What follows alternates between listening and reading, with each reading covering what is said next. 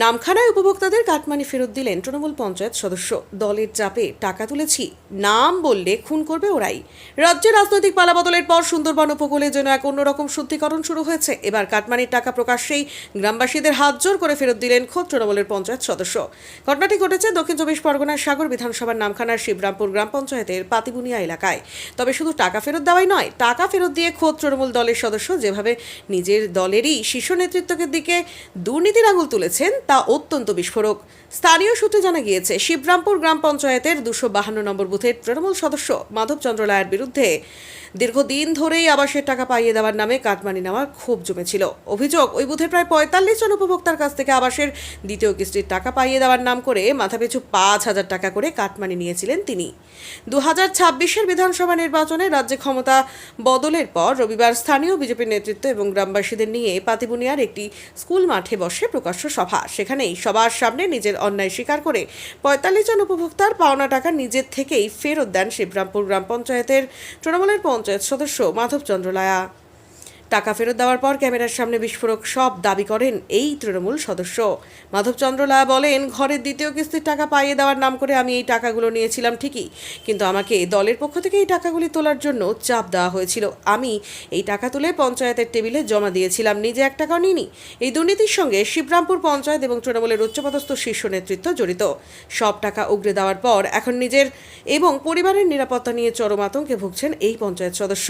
মাধববাবুর আশঙ্কা, উপরে বসা দলের যে সমস্ত রাঘববোয়ালরা এই কাটমানির আসল ভাগ পেত, তাদের নাম যদি তিনি সম্পূর্ণ প্রকাশ করে দেন, তবে তাকে এবং তার বৃদ্ধ বাবাকে খুন হতে পারে। যদিও এই ঘটনায় এখনো পর্যন্ত থানায় কোনো লিখিত অভিযোগ দায়ের করা হয়নি।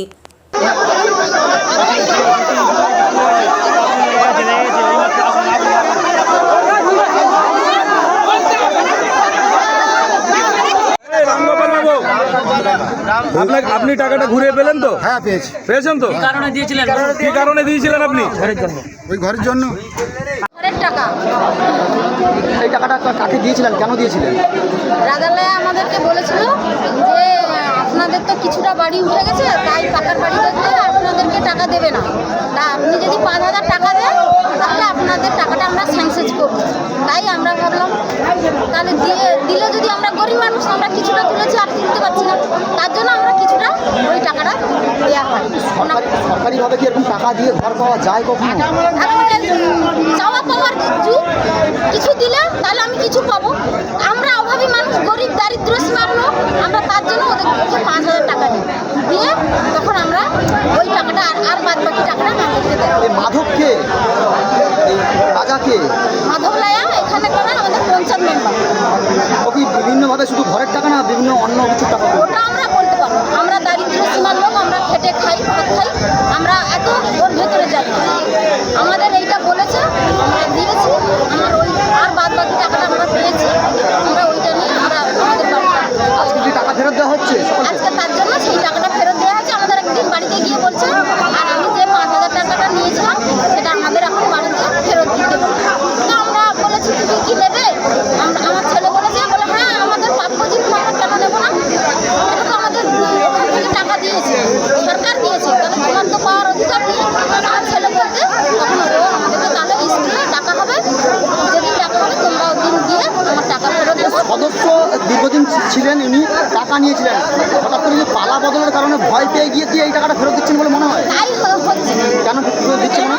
উনি এখন বিজেপি উঠে গেছে, তার জন্য হয়তো ভয়ে টাকা ফেরত দিচ্ছে। আপনার নামটা কি? আমার নাম শ্যামলী কৌর। এটা কোন জায়গা? এটা এটা হচ্ছে পাটিবিনা দূরের ভেরি স্কুলটার নাম আমার বাংলার মানুষকে ঘর পাইয়ে দেওয়ার জন্য ওনারা এই টাকাগুলো দিয়েছিলেন। যে টাকা আমি পঞ্চায়েতে যদি সেই টেবিলে না পৌঁছাতাম তাহলে এই মানুষগুলোর ঘর পাইয়ে দিতাম না। তো সেই মানুষগুলো যখন আজকে আমার পাশে নেই, আমি মানুষের কাছে কোনো কথা শুনতে নারাজ, সেই কারণে আমি মানুষকে টাকাটা তুলে দিয়ে দিলাম। কত টাকা করে নিয়েছিলেন? 5,000 টাকা করে।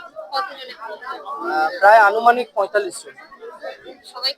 সবাইকে টাকা ফেরত দিয়েছি। কয়েকজন আসেনি, 3-4 জন, তাদেরকে আমি আহ্বান জানাবো যে আমার বাড়িতে থেকে এসে যেন টাকাটা নিয়ে যায়, যারা এখানে উপস্থিত হতে পারে। টাকা তো তোলার জন্য প্রেশার কিছু নয়, কিন্তু বিষয়টা হচ্ছে আমি যদি টাকাটা না পৌঁছাতে পারতাম সেই মানুষগুলো বাড়িটা পেত না, তো সেই কারণে আমাকে তুলতে হয়েছিল, আমি বাধ্য হয়েছিলাম। পালা বদলের কারণ তো ঠিক বলতে পারবো না, যেহেতু আমি ব্যক্তিগত স্তরে একটা জায়গা থেকে সিদ্ধান্ত নিয়েছিলাম আমি ফেরত দেবো, সেই কারণে আমি ফেরত দিলাম। আর এটা আমার সিদ্ধান্তটা অনেক আগের ছিল। এখানে আমার অনেকে মায়েরা আছেন, তাদেরকে নিয়ে আগেও আমি আলোচনা করেছিলাম ফেরত দেওয়ার কথা। ইলেকশনের জন্য আমি ফেরত দিতে পারিনি, বর্তমান সময় দাঁড়িয়ে আমি ফেরত দিই।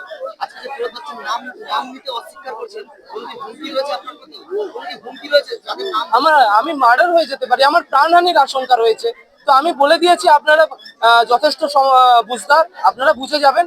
কিন্তু আমি চাইবো না নিশ্চয়ই আমার বাবা মার্ডার হোক। তো তথাপি আমি সেই কারণে, কিংবা আমার উপর দিয়ে কোনো ক্ষতি হোক, সেই কারণে আমি আমার জায়গায় বহাল থাকছি। পরবর্তীকালে রাজনীতি করবেন না রাজনীতি ছাড়বেন? রাজনীতি থেকে আপাতত আমি অবসর নিলাম। ধন্যবাদ, থ্যাংক ইউ।